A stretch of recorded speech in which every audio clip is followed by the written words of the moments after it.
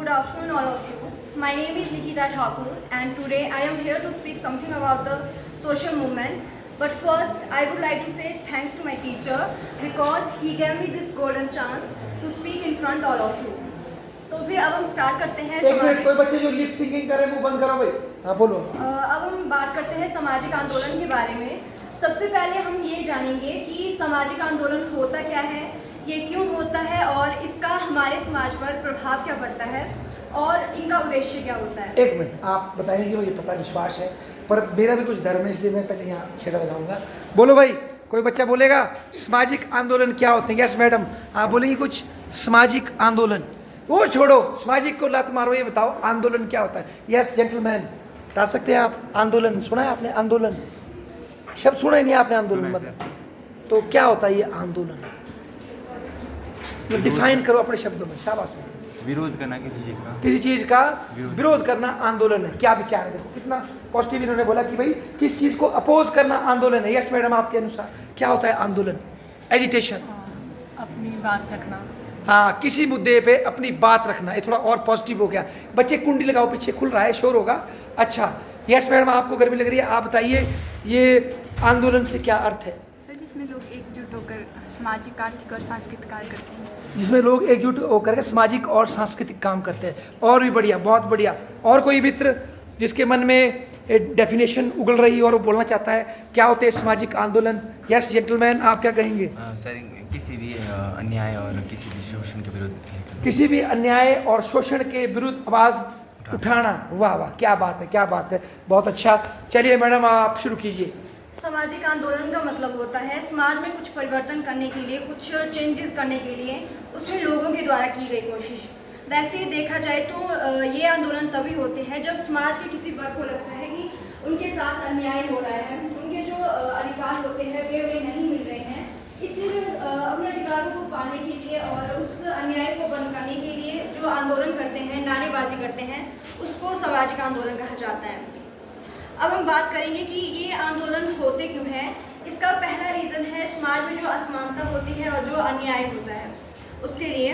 वैसे समाज में लोगों को उनकी योग्यता के हिसाब से काम नहीं दिया जाता है, बल्कि उनके जो धर्म होता है उसको पुश कर दिया जाता है। जाति, रंग, रूप को देखकर अधिकार काम दिए जाते हैं, उन्हें अधिकार दिए जाते हैं। इसलिए जो दूसरे लोग होते हैं जिनको मतलब जिनका धर्म थोड़ा डिफरेंट होता है, जाति ऊंची जैसी होती है, उनको उस हिसाब से काम दिया जाता है, चाहे उनके अंदर वो योग्यता हो या ना हो। मतलब आप ये बोलना चाहती है जब समाज में लोग देखते हैं कि कई लोगों को बिना योग्यता के उनको फैसिलिटी दी जा रही है, अन्याय हो रहा है, तब उसके खिलाफ लोग क्या करते हैं? अपनी ज़बान को बुलंद करते। बहुत बढ़िया, बोलो। इसलिए सरकार के सामने वो अपनी मांगे भी रखते हैं, लेकिन उन्हें लगता है कि सरकार उनके लिए कुछ कर ही नहीं रही है, उनकी जो प्रॉब्लम है उसका सॉल्यूशन ही नहीं ढूंढ रही है, तो फिर वे आंदोलन पे उतर आते हैं। फॉर एग्जांपल दलित आंदोलन। ठीक है। पहले तो दलित होते क्या हैं? दलित का मतलब लिख दो, वहाँ लिख दो, लिखो वहाँ पेन से लिखो, ये पता होना चाहिए बच्चों को। दलित आंदोलन है ना?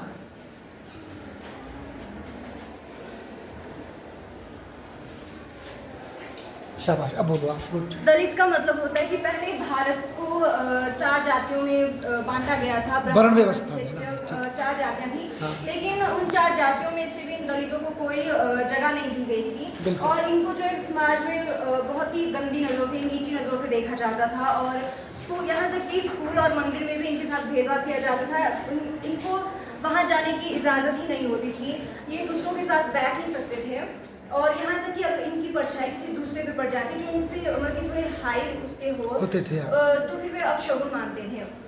इसलिए डॉक्टर भीमराव अम्बेडकर जो कि खुद दलित से संबंध रखते थे, दलित वर्ग से संबंध रखते थे, उन्होंने दलितों के साथ हो रहे इस शोषण को रोकने के लिए और उनके साथ ये जो अन्याय हो रहा था उसको रोकने के लिए ये दलित आंदोलन 1927 में स्टार्ट किया था। ठीक है। और इस आंदोलन का जो उद्देश्य था वो यही था कि दलितों को भी भेदभाव रहित शिक्षा दी जाए, उनको मतलब उनके साथ अन्याय ना किया जाए और उनका जो शोषण होता है, मतलब कि काम तो उनसे बहुत ज़्यादा करवाया जाता था, लेकिन काम के हिसाब से उन्हें मतलब काम के हिसाब से उन्हें पैसे नहीं मिलते थे, उन्हें उनका मेहनताना नहीं मिलता था।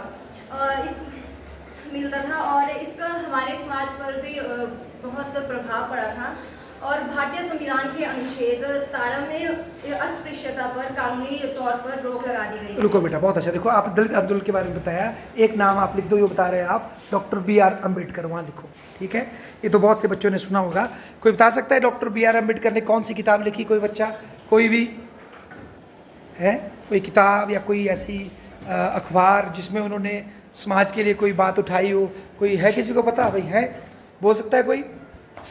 एक उनकी किताब थी who were untouchables, who were Shudra, और ऐसी बहुत सी, और एक उनकी मैगजीन थी बहिष्कृत भारत, है ना, वो भारतीय जिनको समाज में बहिष्कार किया गया है ना, और भी कई काम किए उन्होंने, है ना।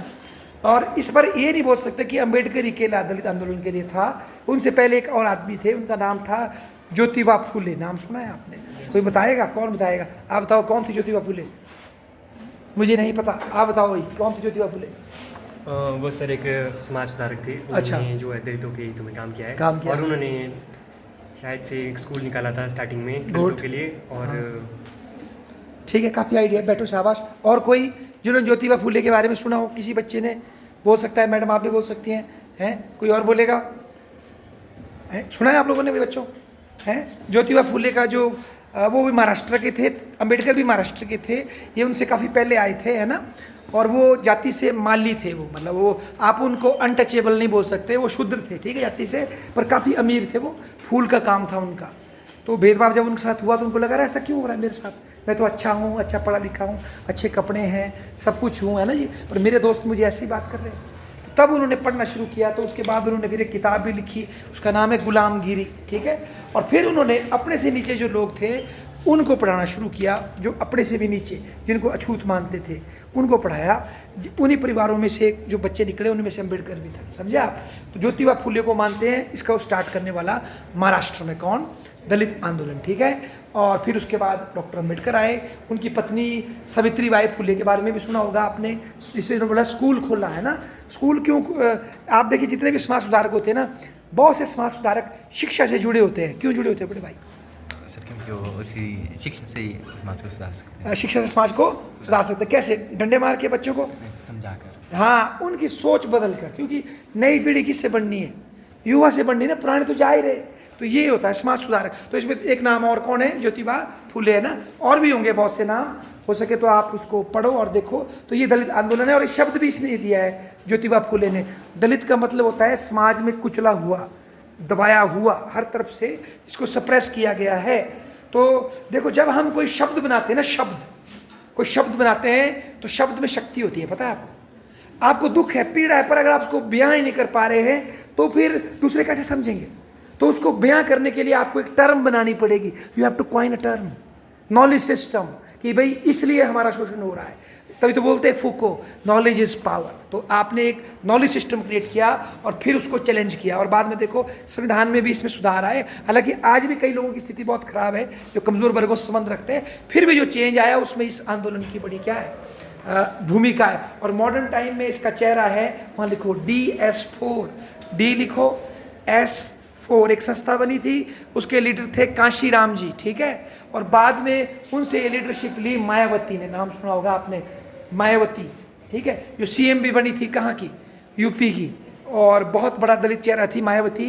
और उनका चुनाव चिन्ह था हाथी, देखा होगा आपने, है ना। क्यों था, कोई बताएगा? क्योंकि अम्बेडकर ये बोलता था कि जिनको भी अनटचेबल कहा गया वो पहले टाइम में बुद्धिस्ट थे वो, ठीक है।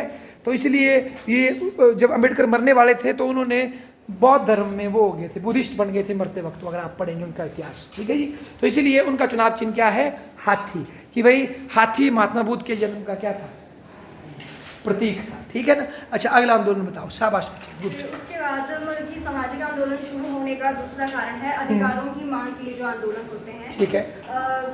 मतलब कि जब लोगों को उनके मौलिक अधिकार के हिसाब से काम नहीं दिया जाता है, हाँ। ऐसे ही धर्म जाति इनके बेसिस पे काम दिया जाता है, तो हाँ। फिर वे इसके खिलाफ आवाज़ उठाते हैं, वे न्याय की मांगे करने लगते हैं। ठीक है जी। फॉर एग्जाम्पल महिला आंदोलन। हाँ, लिखो महिला आंदोलन। अब देखो अगला आंदोलन बता रही है मैडम हमें, महिला आंदोलन। तो अब मैं पूछता हूँ पहले आपसे, महिलाओं को क्या समस्या थी? यस मैम, आप बोलिए, महिला आंदोलन क्यों उठा होगा? चलो आपने पढ़ा नहीं, कोई बात नहीं, पढ़ेंगे हम। क्यों उठा था बेटा, गैस कर सकती हो? क्या कारण था? सोचो भला, तुम बोलो भाई बच्चों, महिला आंदोलन, बेटा आप बताओ महिला आंदोलन क्यों हुआ होगा? अगर आपने पढ़ा नहीं कोई बात नहीं, पर क्यों हुआ महिला महिलाओं आंदोलन? को समाज में पुरुषों के समान ना तो अधिकार थे, जैसे वो धर्म के क्षेत्र में कार्य पिछड़ी थी, जैसे बाहर बैठ गई, और शिक्षा नहीं उनको शिक्षा नहीं मिलती थी, बोलो इसको, शिक्षा नहीं मिलती थी, और और घर में भी उनको लड़कों की अपेक्षा कम महत्व दिया जाता। हाँ घरों में भी, और संपत्ति कैसी होती? बराबर की कम। संपत्ति में उनका कोई अधिकार होता ही नहीं था। हाँ आओ भाई, शोर नहीं करो, आ जाओ भाई, आ जा, डिस्टर्ब नहीं कर बेटा, सीन मत बना, आ जा। अच्छा ठीक है, बोलो। ठीक है, शाबाश। देखो इन्होंने बताया हमें कि भाई महिला आंदोलन की क्यों जरूरत पड़ी। मैडम ने बोला कि भाई ना तो लड़कियों को परिवार के अंदर बराबरी थी, ना उनको संपत्ति में बराबरी है, ना उनको रिलीजन में बराबर मानते हैं, है ना। बेटा बेटी को अलग तरीके से पालते थे, कई तरह की कुरीतियाँ समाज में लड़कियों के खिलाफ थी। तो उन सब मुद्दों ने किसको प्रेरित किया? महिलाओं को अपने अधिकार में लड़ने के लिए प्रेरित किया। अब आप बोलो मैडम, बहुत बढ़िया। महिला आंदोलन जब 1947 में भारत देश आज़ाद हुआ था तो उसमें महिलाओं को कोई भी अधिकार नहीं दिया जाता था, हर प्रकार के अधिकार से उनको मतलब वंचित रखा जाता था। इसलिए महिलाओं ने जब 1947 में देश को आज़ाद करने की लड़ाई चली हुई थी, उसी में उन्होंने भी अपनी मांगें रखी थी कि उन्हें भी रोज़गार के लिए उनके रोजगार के लिए भी व्यवस्था की जाए और उन्हें भी वोट देने का अधिकार दिया जाए और भी बहुत सारे अधिकार उन्हें भी दिए जाए। अच्छा एक बात पूछूं मैं, कोई हिस्ट्री वाले बच्चे कौन है, हाथ खड़े करो। क्या महिलाओं ने देश की आज़ादी में भाग दिया था कि नहीं? आप बोलो, हैं दिया था कि नहीं? कोई आदमी है, आप बोलो, दिया था कि नहीं? हाँ दिया था कोई नाम बताओ। सर जैसे रानी लक्ष्मीबाई हो गई, तो वो सब जानते हैं। हाँ अच्छा, और उसके साथ साथ तो और भी 2-3 और थे, एक सुभाष चंद्र बोस जी के साथ आज़ाद हिंद फौज, हाँ एक मैडम थी सहगल नाम की मैडम, और फिर वो उनको स्वतंत्र सेनानी तो नहीं बोलेंगे, पर चलो फिर उन्होंने फिर जो कास्टिज्म उसके खिलाफ भी बोला था, जिसने आगे जाके महाराष्ट्र के जो थे। अच्छा ठीक है, मतलब ये बता रहे हैं कि बहुत सारी लेडीज़ आज़ादी की लड़ाई में थी, उन्होंने अपनी ज़िंदगी दाव पे लगाई, ठीक है ना। तो ऐसा नहीं था कि औरतें आज़ादी की लड़ाई में देखती रही, मर्दों ने दिलाई, ठीक है उनकी सहभागिता कम थी, पर औरतों ने भी भूमिका निभाई है ना। और इसीलिए आज़ादी के बाद हमने औरतों को वोट का क्या दिया था? अधिकार। जबकि अमेरिका में, स्विट्ज़रलैंड वगैरह में पहले मर्दों को मिला और बहुत लेट जाके औरतों को क्या मिला था? वोट का अधिकार। वहाँ लड़ना पड़ा था औरतों को, हमारे देश में हमने दिया था क्योंकि आज़ादी के समय से ही वो लड़ रही थी, ठीक है। आगे बोलो बिटिया, शाबाश। और इसका हमारे समाज पर ये प्रभाव पड़ा कि इससे जो हमारा लोकतंत्र था वो भी मजबूत हुआ, महिलाएं भी शिक्षित होने लगी और अपने अधिकारों के बारे में जानने लगी और जागरूक होने लगी। इसमें एक बात और लिखो महिला आंदोलन के लिए, एक लिखो हिंदू कोड बिल, लिख मेरा बच्चा, हिंदू HINDU। बाकी बच्चे फोन में देखो, हिंदू कोड बिल। कोई बताएगा क्या था? इस बिल के समर्थन के लिए डॉक्टर अंबेडकर ने अपनी कुर्सी छोड़ दी थी, अपने मंत्री पद को छोड़ दिया था उन्होंने इस बिल के समर्थन में। हिंदू कोड बिल, इसका बड़ा तगड़े तरीके से विरोध हुआ था, ठीक है। और हिंदू कोड बिल, ठीक है। और ये क्या था, आपने पढ़ा है, कभी सुना है? इसमें क्या था बेटा, इसमें ये बोला गया था 3 कानून थे। एक तो बेटी को बाप की संपत्ति में क्या मिलेगा? हक, विशेषकर वो बेटी जिसकी शादी नहीं हुई है, जिसके पति से बिगड़ गई है। दूसरा बोला था जो औरत है वो अपने पति के मरने के बाद उसकी संपत्ति की क्या बनेगी? मालिक बनेगी, ठीक है। पहले क्या होता था, औरत तब तक मालिक बनेगी जब तक उसका बेटा क्या नहीं हो रहा? जवान। मालिक मर्द ही होगा, औरत सिर्फ देखभाल करेगी जब तक मर्द बड़ा नहीं होगा, ऐसी व्यवस्था थी। तो इसको चेंज किया गया। फिर शादी में ये था कि औरत अपने पति से तलाक नहीं ले सकती, हिंदू औरतें, क्योंकि हमारी किताबें अंग्रेज़ों ने वो अनुवाद की, इसमें लिखा था कि जन्म जन्म का साथ है और तलाक नहीं हो सकता। पर फिर हमने नई किताबें देखी, पुरानी जो हमारी वो थी स्मृतियाँ, और उसमें ये निकाला कि नहीं, लेडी अपने पति को कुछ मामलों में क्या दे सकती है? तलाक। तो तलाक का अधिकार दिया गया। जब तलाक दिया गया तो फिर क्या मिलेगा? महीने का खर्चे का अधिकार दिया गया। तो उसे स्थिति क्या हुई? सुधरी। तो जब ये कानून बन रहा था, बड़े लोगों ने इसका क्या किया? विरोध किया कि इससे तो परिवार क्या हो जाएगा? टूट जाएगा, औरतें जानबूझ के पंगे पा देंगी। पर डॉक्टर अंबेडकर ने भी इसके लिए स्टैंड लिया और अपना पद भी छोड़ दिया बंदे ने, ठीक है, त्यागपत्र दे दिया। बाद में ये बिल पास हो गया। आज इसको बोलते हैं Hindu succession act, Hindu remarriage act, है ना। इस तरह के कानून, जिसकी वजह से हिंदू समाज की जो लेडीज़ है, लड़कियां हैं, उनकी स्थिति क्या हुई है? बिगड़ी की सुधरी? मैडम जी तो बोला सुधरी की बिगड़ी? सर किसी की सुधरी, मतलब जो सच जो थोड़े तेज है, स्ट्रांग है ना, अगर कोई ऐसे ही तब वो तो उसकी खराब है। शाबाश बैठ बेटा, शाबाश, ठीक बोला। और फिर 2003 में हमने और संशोधन किया, अब तो बेटी को भी संपत्ति में क्या दे दिया है, हक, चाहे उसकी शादी हो चाहे ना हो, हर बेटी को अपने बाप की संपत्ति में अब क्या दिया है, हक। ये पर मैडम ने बात बोल दी कि कोई लेने की हिम्मत भी नहीं करते कि भाई नाराज ना हो जाए लोग, ठीक है, वो बात दूसरी है, पर फिर भी सुधार हुआ। आगे बोलो बेटे, शाबाश। फिर आगे है सर चिपको आंदोलन। अच्छा, एक मिनट रुको, इसमें तो महिला का बड़ी पीड़ा से रुकना पड़ेगा। एक और था, क्या करते थे, बेटड़ी के साथ उसको जला देते थे, क्या करते थे, कब पास किया था वो कानून? नहीं, वो तो पुराना था, सती प्रथा, और वो तो वैसे अमीर औरतों के साथ होता था। एक था और यार, शादी के बाद लड़की, हाँ गुड, हाँ दहेज प्रथा होती थी बहुत, शादी के बाद उजला देनी वो, तो उसके लिए कानून पास हुआ, वो एंटी डोरी एक्ट का पास हुआ, हाँ 1961 में पास किया गया, जिसके बाद अगर कोई दहेज मांगेगा, तंग करेगा, तो उसको सजा दी जाएगी। ये औरतें लड़ी इसके लिए, कुछ मर्द भी लड़े, पर उस टाइम कई लोगों ने इसका विरोध किया कि लड़की झूठा आरोप लगा देगी दहेज मांग रहे हैं, तो लड़ाई लड़नी पड़ी इसके लिए। आज हमारे हिमाचल में तो नहीं है, पर नीचे बड़े भारत में बहुत समस्या है दहेज की भी, ठीक है। तो ये कानून पास हुआ। और क्या मांगा होगा लड़कियों ने, कई और भी कानून बने बेटा फेवर में। और कौन कौन से कानून बने, जैसे कि फॉर एग्जाम्पल, घर में पति पत्नी को डीसता था, पीटता था, गाली देता था, तेरी ऐसी तैसी, तेरा ये वो, उसको हरास करता था, उसके लिए फिर 2005 में एक कानून बना। कौन सा कानून, बोलो भाई मैडम जी। हाँ, बच के रहना पड़ेगा, मैडम अवेयर है। क्या है, घरेलू हिंसा कानून, डोमेस्टिक वायलेंस एक्ट। देखो भाई कब बना, 2005 या 6 मैडम जी, 5 है ना, जिसके तहत कोई अगर आपसे टॉन्टिंग करे, फॉन्टिंग करे, मारे पीटे, तुरंत शिकायत कर सकते हैं। घरेलू हिंसा कानून, ये महिलाएं लड़ी ना इसके लिए कि हमें अधिकार दिया जाए, हमें बराबरी का क्या दिया जाए, अधिकार, हमारा गलत हो रहा है। अब देखो, लड़कियां पढ़ रही हैं, स्कूल कॉलेज में आ रही हैं, नौकरी कर रही हैं, पर वहाँ भी कई भूखे भेड़िए बैठे हैं, गलत तरीके से उनसे व्यवहार कर रहे हैं, तो उसका भी इलाज करना पड़ेगा। तो उसके लिए फिर पहले सुप्रीम कोर्ट ने एक विशाखा केस था उसमें, और उसके बाद 2013 में एक कानून बना, जिसको लिखो शॉर्ट, पोश, POSH। इसके लिए तो लोग लड़े होंगे ना, ऐसे थोड़ी बन गया, बिना रोए तो माँ भी दूध नहीं देती, तो कानून कहाँ बनता है। तो पोश कानून, prevention of sexual harassment at work place, ताकि लड़का और लड़की वो महसूस कर सके, ठीक है ना। तो इसके लिए औरतें लड़ी होगी। और भी कई मुद्दे छूट गए, तो हम जल्दी जल्दी बता रहे हैं। औरतों ने कई मुद्दे उठाए। आजकल उनका मुद्दा है, जो घर में जो बेचड़ी काम करती है, खाना बनाती है, रोटी बनाती है, बच्चे देखती है, उसको कैलकुलेट करो GDP में, इकोनॉमिक्स के जो चूज़े हैं, क्या करो, GDP में कैलकुलेट करो उसको। ये तो बोलते मम्मी क्या करती है, हाउस वाइफ है, चाहे घर में बेचारी प्राण निकल के सुबह शाम काम करके, पर मम्मा क्या है, हाउस वाइफ है, मतलब कोई काम नहीं करी, मजे कर रही है ना। ये गलत बात है। कि अगर नौकर रखना पड़े खाना बनाने के लिए, भांडे धोने के लिए, कपड़ा करने के लिए, इलाज करने के लिए, सेवा करने के लिए, कितना पैसा लगेगा, पर उसको क्या बोलते हैं, दिस इज हाउस वाइफ, ये हाउस वाइफ है, कोई काम नहीं है। तो अब मई नारी क्या बोल रही है आज, इसको कैलकुलेट करो कि कितना देश के लिए सेवा देती है औरत।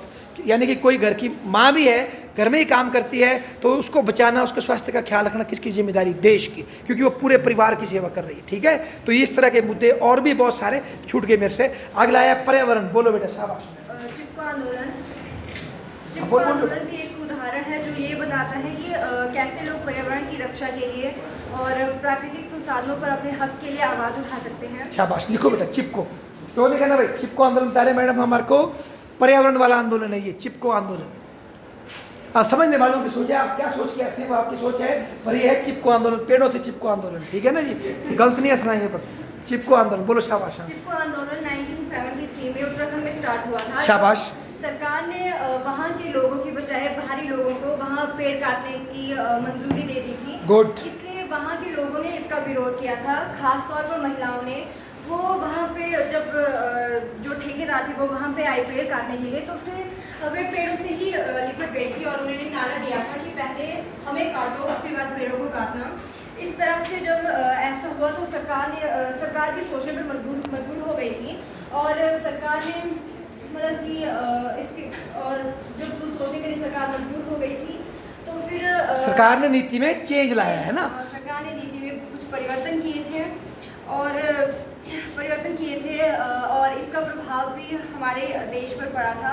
और इसका उद्देश्य था पर्यावरण को बचाना, क्योंकि पर्यावरण हमारे जीवन से जुड़ा हुआ है। अगर पर्यावरण को नुकसान पहुंचेगा तो ऑब्वियसली ये हमें भी नुकसान पहुंचेगा, खासतौर पर गाँव के लोगों को, मतलब कि जिनका आधा जीवन तो वहीं प्रकृति के से साथ। चलता है, वहीं से ही चलता है।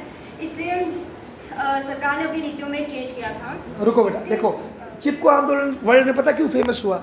ये इसमें फोटो शेयर करो ग्रुप में, दिखेगी आपको वो औरतें, बिल्कुल गांव की आपकी औरतों से बिल्कुल सिंपल सी औरतें पेड़ से चिपकी हुई मिलेगी।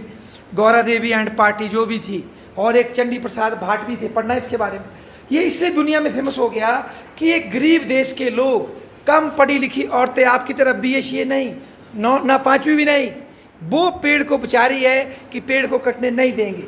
कारण क्या है? जब पेड़ बचेगा तो उनकी जान, उनके लिए पानी उनका खराब नहीं होगा। कुछ लकड़ी वो काट भी सकती है।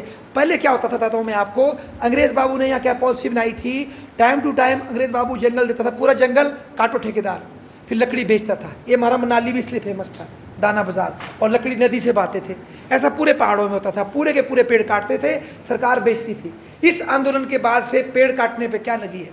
रोक। एक कानून पास हुआ, फॉरेस्ट कंजर्वेशन एक्ट 1980, ठीक है जी। तो वो एक्ट पास हुआ, इसने सोच को बदला और पूरी दुनिया में ये सोच फैली, अगर हमने पर्यावरण को बचाना है तो इसमें मेन भूमिका कौन निभाएगी? औरत निभा सकती है, क्योंकि वो, और वो भी गाँव की लेडीज़ जो पर्यावरण के साथ क्या होती है, खेती बाड़ी के लिए, लकड़ी के लिए जुड़ी होती है। तो इसने बहुत बड़ा चेंज लाया। ये भारत में एक बहुत बड़ा पर्यावरण के लिए लड़े जाने वाला क्या था? आंदोलन, सामाजिक आंदोलन। ये किसी पार्टी ने नहीं लड़ा, Congress party, BJP party, no party, ठीक है ना। सामाजिक आंदोलन क्या होता है? इसको कोई पार्टी नहीं लड़ती, इसको लोग लड़ते हैं अपने अधिकारों के लिए, और लड़के नारे लगाकर, बैनर लगाकर, पेड़ से चिपक के, छलांग लगाकर, वो करना क्या चाहते हैं? बोलो मैडम जी। पेड़ से चिपक कर या जो भी कर करके करना क्या चाहते हैं आंदोलन? बाद में लास्ट लक्ष्य क्या है उनका? पेड़ों को बचाना तो है, पर लास्ट लक्ष्य है समाज की सोच को क्या करना? हाँ, ओपन करना उनका खोपड़ा जो डेड हो गया है, सोचते नहीं चलेगा, उनकी सोच को चेंज करना, उनको चैलेंज करना कि देखो ऐसा गलत है, ठीक है जी। तो सामाजिक आंदोलन का लक्ष्य क्या होता है? समाज की, राज्य की, लोगों की सोच को क्या करना? बदलना, ठीक है बेटा, शाबाश। और बोल बिटिया। जो गांव के लोग थे वे चाहते थे कि सरकार बाहरी लोगों को पेड़ काटने का अधिकार नहीं दे, बल्कि वहीं के लोगों को ही पेड़ काटने का अधिकार दे। गुड। और कौन सा पढ़ा आपने सामाजिक आंदोलन? बताओ, शाबाश। इसके बाद है सामाजिक सुधार के लिए जो आंदोलन होते हैं। ठीक है। सामाजिक सुधार का मतलब होता है समाज में जो बुराइयां होती है, कुप्रथाएं होती हैं, उनको समाप्त करके समाज को एक समाज को बेहतर बनाना। अच्छा। पहले भारत में जैसे कि दहेज प्रथा थी, सती प्रथा थी, बाल विवाह जैसी ऐसी कुप्रथाएं थी, लेकिन इनको समाप्त करने के लिए भी देश के कई जगहों से आंदोलन, लोग आवाज़ें उठाने लगे, आंदोलन करने लगे, और इन आंदोलनों के कारण ही 1961 में जो दहेज प्रथा थी उसको समाप्त कर दिया गया था। ठीक है। और बाल विवाह जो मतलब कि छोटे में ही शादी करवा दी जाती थी। सबसे पहले इसके लिए कानून 1929 में बना था। हाँ, लिखो वहाँ पर शारदा एक्ट लिखो, शाबाश बेटा। 1929 में ना, 1929 में शारदा, लड़की नहीं थी मर्द था ये, हरविलास शारदा, बड़े फेमस विद्वान थे। मैं सोचता था और थी कोई बेचारी शारदा देवी के नाम पे था, ना ना ना, डॉक्टर हरविलास शारदा थे विद्वान। उन्होंने ये कानून पास किया था कि शादी की मिनिमम क्या हो, एज तय हो। पता नहीं 13 साल हुई थी कि 14 साल हुई थी, वो आप देखो, है ना, देखो इसको पढ़ के, ठीक है। तो इसके बाद फिर आज़ादी के बाद हमने शादी की उम्र को क्या किया? चेंज किया, है ना। और हाल ही में शादी की उम्र चेंज हुई। बताओ भाई लड़की कितनी उम्र चेंज हुई? आप बताओ। 21 हुई, 18? किसकी? लड़के की, लड़की की? दोनों की हुई कि लड़के की हुई? दोनों की। आप बोलो मैडम जी। लड़के की हुई 21 और लड़की की? अच्छा, लड़की की 21, दोनों की कर दी 21 यार मेरे ख्याल से, हैं? या दोनों की? देखो इनको पूरा अवेयरनेस है, ठीक है ना, तो कोई गलती मत कर देना, अंदर हो जाएंगे। शाबाश, बोलो। गुड। और 1929 में जब ये कानून बनाया गया था, उसमें लड़कियों की शादी की उम्र 14 रखी गई थी और लड़कों की 18 रखी गई थी। शाबाश। उसके बाद 2006 में इस पर फिर से कानून बनाया गया था, बाल विवाह निषेध अधिनियम। अच्छा। और उसमें लड़कियों की शादी की एज 18 और लड़कों की 21 कर दी गई। अच्छा, 2006 में ना बाल विवाह निषेध अधिनियम। हाँ, ये बताता हूँ मैं आपको, भारत में ना ये बाल विवाह की बड़ी समस्या है, ठीक है। इसमें ऐसा होता है, यहाँ तो नहीं है, नीचे होता है, छोटी उम्र में लड़की की शादी कर देते हैं, फिर वो पापा के पास ही रहेगी, थोड़ी बड़ी होगी तब उसको ले जाएंगे, ठीक है ना। गौना होता है, गौना समझते हैं आप? गौना बोलते हैं उसको, ठीक है ना। तो एक थी वो बबरी देवी, जानते हैं बबरी देवी? बबरी देवी बेचारी वो रोक रही थी ये बाल विवाह, NGO में थी बेचारी जैसी। तो उसके साथ वहाँ गांव के लोगों ने इकट्ठे होकर बलात्कार किया था और बेचारी को फिर कोर्ट में न्याय भी नहीं मिला। फिर सुप्रीम कोर्ट गए कुछ बंदे, उन्होंने केस किया उसके लिए, तब उसको न्याय मिला और उसका नाम रखा विशाखा। विशाखा गाइडलाइन बोलते हैं उसको। तब से आया था कि अगर कोई औरत को आप काम पे लगाएंगे तो उसको सेफ रखना आपकी जिम्मेदारी, किसकी? जो मालिक है। और बाद में ये इसके लिए क्या बना? पोश एक्ट। तो ये बाल विवाह की भी बड़ी शिकायत है हमारे देश में ना, इसके खिलाफ भी लोगों ने क्या उठाई है? आवाज़ उठाई। शाबाश बेटा, और बोलो। और उसके बाद है नर्मदा बचाओ आंदोलन। हाँ शाबाश, लिखो NBA, नर्मदा बचाओ आंदोलन, सबसे बड़ा नदी को बचाने वाला आंदोलन। पकड़ो मैडम, एक मैं देखता हूँ बाहर कौन देखते हैं, है ना? बोलो बोलो, शाबाश बोलो। नर्मदा बचाओ आंदोलन 1985 में स्टार्ट हुआ था। ये सबसे पहले मध्य प्रदेश में हुआ था। ये आंदोलन इसलिए शुरू हुआ था क्योंकि सरकार ने वहाँ के लोगों को पूछे बिना वहाँ पे बांधों का निर्माण किया जा रहा था, जिससे कि वहाँ के लोगों को बेघर कर दिया जा रहा था, तो उन्हें रहने के लिए कोई और जगह भी नहीं दी जा रही थी। अच्छा रुको, एक मैं पूछता हूँ और बच्चों से, बोलो भाई नर्मदा नदी है कहाँ है? ये घुसियाँ तो सब सुन रहे हैं, पर बताओ नर्मदा नदी कहाँ है? बोलो भाई। हाँ मंत जी आप बोलो, नर्मदा नदी कहाँ है? मेरे घर के पास तो है नहीं, भाई के घर के पास नहीं है, आपके घर के पास है नर्मदा नदी, कहाँ है बताओ बच्चों? कभी नहीं सुना नर्मदा नदी? मध्य प्रदेश में है। कहाँ है? मध्य प्रदेश में। देखो ध्यान से ना, और वहाँ से गुजरात जाती है, ठीक है नर्मदा। चलो बोलो आगे बोलो। इसलिए लोगों ने इसके खिलाफ आवाज़ उठाई थी। उन्होंने लोगों से, सरकार से मांग की थी कि सरकार उनके रहने के लिए जगह दे और मतलब कि फिर से बसाए उनको ढंग से, ठीक है, और उनकी आजीविका के लिए भी कुछ व्यवस्थाएं करें। लेकिन सरकार ने इस तरफ ध्यान ही नहीं दिया, वे सिर्फ बांध बनाने की तरफ ही लगे हुए थे। इसलिए ये जो नर्मदा बचाओ आंदोलन था, ये राजनीतिक मुद्दा भी बन गया था, क्योंकि लोगों ने सीधे ही सरकार की नीतियों पर सवाल उठाए थे, सरकार को चुनौतियाँ दी थी। अच्छा, नर्मदा बचाओ आंदोलन बेटा हमारा ना केवल पर्यावरण का तो है ही है, ये दुनिया का सबसे बड़ा नदी को बचाने का आंदोलन था कि नदी पे डैम मत बनाओ, क्योंकि डैम बनाने से नदी मर जाती है। अगर आपको पता नहीं है तो लारजी की तरफ जाओ, वो नदी सड़ जाती है, उसका जो ताज़ा पानी वो नीला हो जाता है, ठीक है, और उसके गाद रुक जाती है जो फ्लो होनी थी। तो ये एक ऐसा आंदोलन था जिसने पूरी दुनिया की फोकस डैम के खिलाफ किया कि डैम मत बनाओ ज़्यादा, ठीक है जी। दूसरा इसमें ये आया कि विकास के नाम पे डैम बनते हैं, सिंचाई होगी, बिजली बनेगी, पर जिस गरीब का घर उजड़ता है वो बंदा कहाँ बसेगा, वो कहाँ बसाएंगे? उनको उन्होंने बसा दिया बंजर जगह में, जो उनकी अपनी ज़मीन थी। खुश हो रहे बच्चे, नहीं वो ज़मीन अच्छी थी, अब उनको कहाँ बसा दिया? बंजर ज़मीन में। तो उससे क्या हुआ? उससे वो बेचारे, अब आपके घर में कोई आए बोले जी आप खाली करो यहाँ विकास होगा, और आपको बिछा दे बंजर ज़मीन में, ये तो अन्याय नहीं है? तो ये प्रश्न उठा कि भाई लोगों को विकास के नाम पर मत उजाड़ो, ठीक है ना, और ज़बरदस्ती मत उजाड़ो। अगर वो उजड़ते हैं तो उनका सही फैसला दो। तो आज जो 4 लेन में बंदों को ठीक पैसे मिले, थोड़े तो मिले, थोड़े कम मिले होंगे, क्यों हुआ वो? इस आंदोलन की वजह से। क्योंकि इसके बाद 2013 में सरकार ने एक एक्ट पास किया, उसको बोलते हैं रिहैबिलिटेशन एंड कंपनसेशन एक्ट है कुछ। उसके बाद वो 3 गुना 4 गुना मिलता है। नहीं तो पहले क्या था, सरकार ने आपकी ज़मीन ले ली, जो सरकार देगी वो आपको लेना पड़ेगा। तो ये इस एक्ट ने करवाया था कि ज़बरदस्ती लोगों से उनकी ज़मीन मत छीनो, ठीक है ना। अच्छा आगे बोलो बेटा। और इस आंदोलन में लोगों ने मांग की थी कि विकास सिर्फ शहरों का ही नहीं होना चाहिए, बल्कि उन लोगों का भी होना चाहिए जिनको वहाँ से बेघर कर दिया गया। ठीक है बेटा, शाबाश, बजाओ ताली इनके लिए भाई।